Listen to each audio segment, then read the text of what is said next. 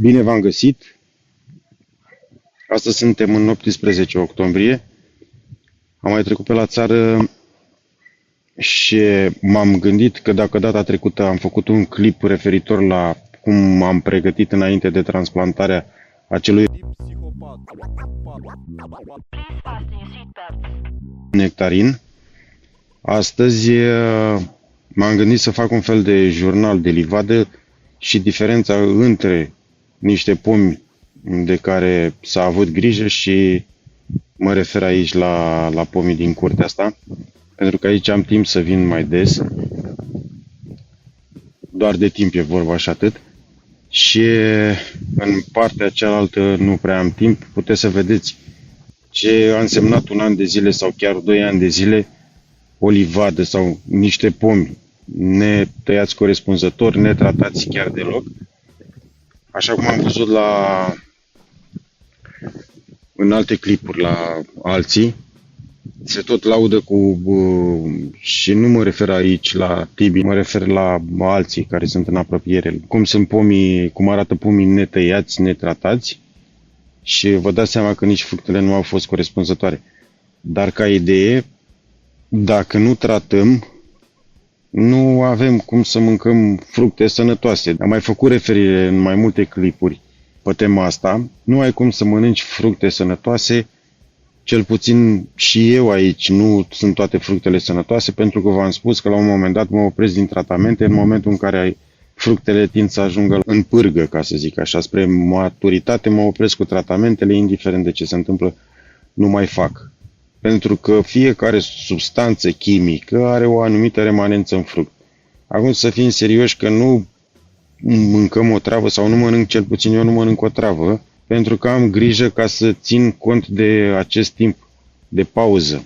Și mă refer aici la minim 28 de zile. În momentul în care știu că fructele se coc înainte cu 21 de zile, 31 de zile, mă opresc din tratamente, cel puțin sistemice.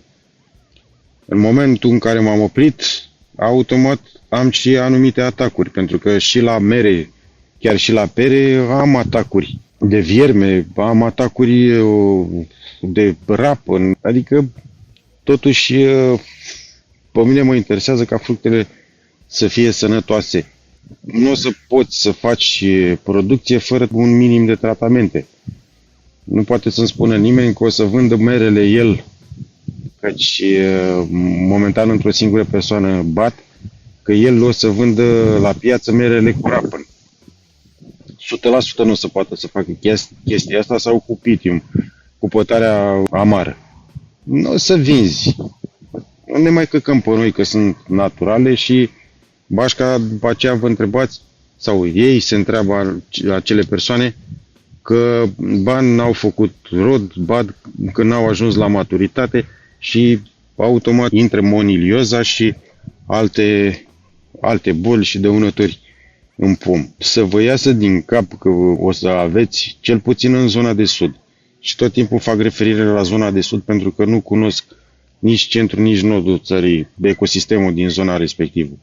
Aici avem cei mai mulți dăunători și cele mai multe boli la pom fructiferi. Nu e zonă de pom fructiferi, noi doar ne chinuim să facem pom fructiferi în zona asta. Așadar, dacă tot am ajuns aici, să vedeți ce se întâmplă în apropiere, și vorbesc acum de curtea soacrămii, unde am făcut și acolo câțiva pomi, și diferențele de aici și de acolo, cu tratamente, fără tratamente, cu tăieri și fără tăieri. Referitor la diferența dintre pomi tăiați, tratați și pomi netăiați și tratați, între un fruct natural și un fruct care a ajuns la maturitate prin anumite tratamente. Nu exagerez cu aceste tratamente. În momentul în care mai sunt undeva la 21-31 de zile până la maturitate maximă a fructelor, mă opresc din tratamente. Asta înseamnă că le dă timp substanțelor chimice să iasă din sistemul plantei, implicit a fructului. Atunci siguranța pentru consum este maximă. Un pom netratat nu va arăta niciodată cum arată aici, în zona asta. De asemenea, o să vedeți și pomi tratați. În momentul în care m-am oprit din tratamente, au început să apară pătarea pe mere, pătarea amăruie, pitum, tot la mere rapă n-a apărut în momentul de față. Nu sunt atacuri masive, dar sunt acolo, pentru că m-am oprit din tratament, cred că de aproape o lună de zile, numai niște foliare bio. În momentul de față, pomii fiind sănătoși, încă rezistă frunza pe ei față de ce o să vedeți, printre altele, într-o altă mini-livadă la soacră mea, unde nu am mai făcut tratamente și tăieri de 2 ani de zile. Soiul pe care îl vedeți acum este vorba de Novembra. Chiar dacă sunt petele în capătul lor, acolo au fost înghețurile târzii din primăvară, unde, după cum știm cu toții, nici caise nu s-au făcut, nici anul ăsta. În zona aceea este vorba de puntea pe care am făcut-o prin altuirea unui soi compatibil de păr cu gutui.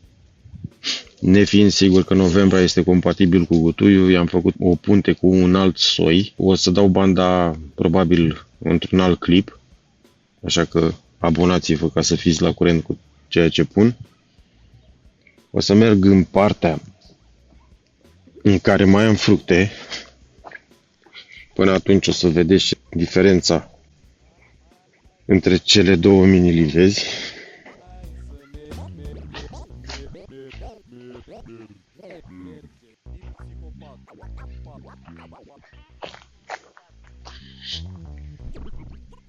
Aici sunt 2 goldenași, unul în depărtare, unul aici. Am început să culegem din el de când erau verzi, adică de când au început să intre în pârgă. Plăcinta de mere verzi, crude, practic, îmi place din acrișoară. Astea sunt super dulci la momentul ăsta. Pulpa este galbenă. Uite, și nici nu-l spăl. Să mănânc eu cu chimicale.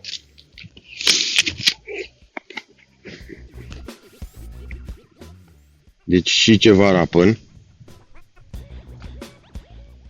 Și pe aceste frunze se văd. În vârf acolo se vede florina. Și astea tot florina sunt. Florina care urmează să mai altuiesc încă într-un golden. În acesta, pentru că de ceva timp le face destul de mici. Sunt nesimțit de mici, chiar dacă sunt multe. Tot un soi de iarnă am aici.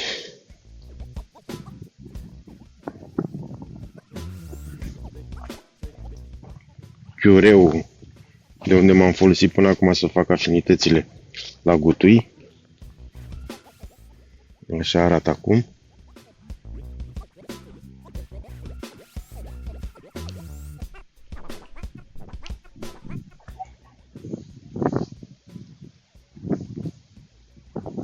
Cu frunze.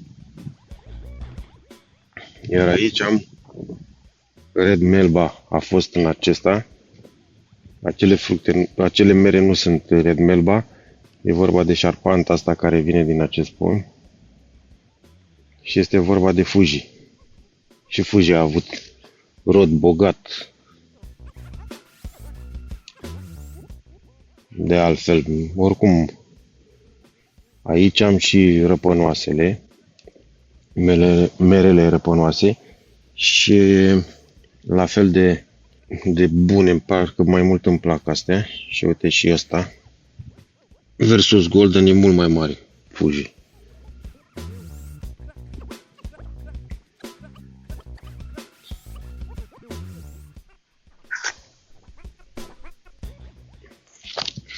Și aici am câteva pete de rapân.